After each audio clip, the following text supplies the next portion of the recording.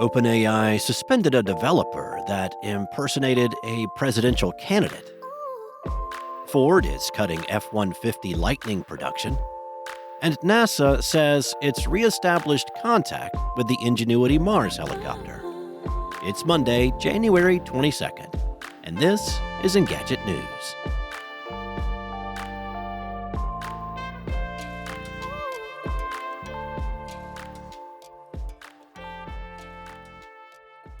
OpenAI has suspended the developer behind DeanBot, a ChatGPT-powered bot designed to impersonate actual Democratic presidential candidate Dean Phillips to help bolster his campaign. That's according to the Washington Post.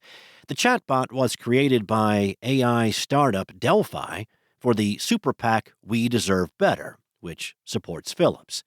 DeanBot didn't all-out pretend to be Phillips himself. Before engaging with DeanBot, website visitors would be shown a disclaimer describing the nature of the chatbot. Still, this type of use goes directly against OpenAI's policies.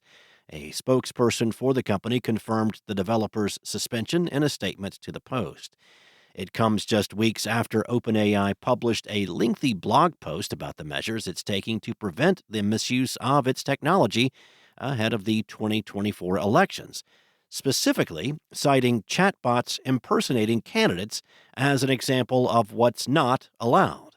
OpenAI also said in its blog post that it does not allow people to build applications for political campaigning and lobbying.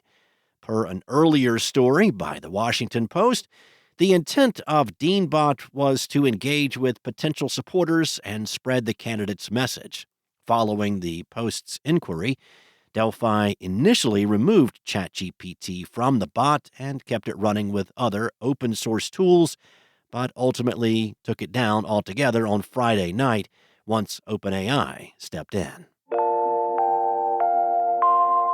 Ford said it's cutting production of the F-150 Lightning due to lower than expected demand. As of April 1st, the Rouge Electric Vehicle Center, the Michigan plant where the electric pickup is built, will transition from 2 production shifts to 1. That will have an impact on roughly 1,400 workers. The automaker says it will transfer around half of those to its Michigan assembly plant, where it's putting together a third crew to build more of the Bronco and Bronco Raptor, as well as the new Ranger and Ranger Raptor to meet demand. The company is hiring another 900 workers to fill that shift. The rest of the affected F-150 Lightning workers will be reassigned to different roles at the Rouge plant or Ford's other facilities in the region. That is, unless they take up a retirement incentive offer. Ford did not say by how much it's reducing production of the F-150 Lightning. However, by moving from 2 shifts to 1, that indicates output will drop roughly by half, which aligns with recent reports.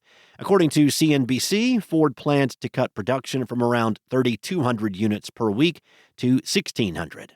The automaker retooled the Rouge facility in 2023 so that it would have an annual F-150 Lightning capacity of up to 150,000. However, demand has not kept up. While sales of the EV were up by 55% last year, it has not been selling as quickly as it did previously. The company says that it expects EV sales to continue to grow globally this year, but at a lower rate than previously anticipated. With that in mind, as well as the fact Ford is readying next-gen EVs, the company has decided to pull back on F-150 Lightning production for the foreseeable future. Ford slashed production of the Mustang Mach-E in November. After a short period of worrying silence, NASA said on Saturday night that it was able to regain contact with the Ingenuity helicopter. The autonomous aircraft unexpectedly ceased communications with the Perseverance rover, which relays all transmissions between Ingenuity and Earth, on Thursday, during its 72nd flight on Mars.